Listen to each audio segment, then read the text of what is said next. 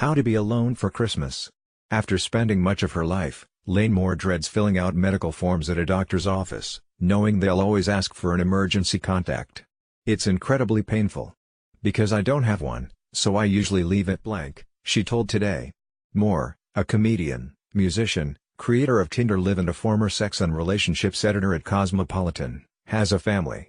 But there hasn't been much love and closeness. A difficult childhood forced her to be her own parent, live in her car as a teenager and become her own support system. She writes in her new book, it chronicles her desire to form connections when you didn't have the formative connections you were supposed to have, Moore said.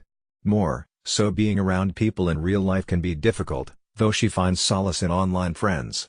I've been on my own since I was born, pretty much, and that's given me superpowers in terms of my ability to be alone. Because you often get superpowers from an unfortunate situation you had to navigate, Moore said. After years of being alone for the holidays, this is the first Christmas she calls the best thing that's ever happened to me.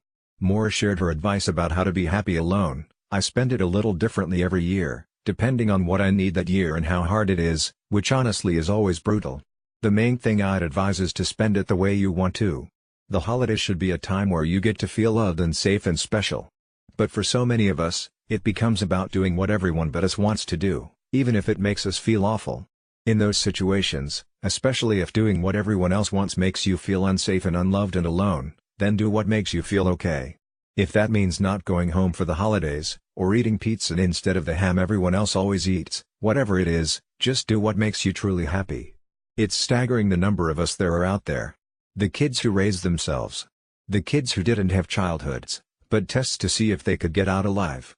Since How to Be Alone came out, I know I'm not the only one like me, and so do they, and it is truly powerful and healing. It's so intricate and so personal, but I'd say there's a way to with animals and strangers and even people at your local grocery store.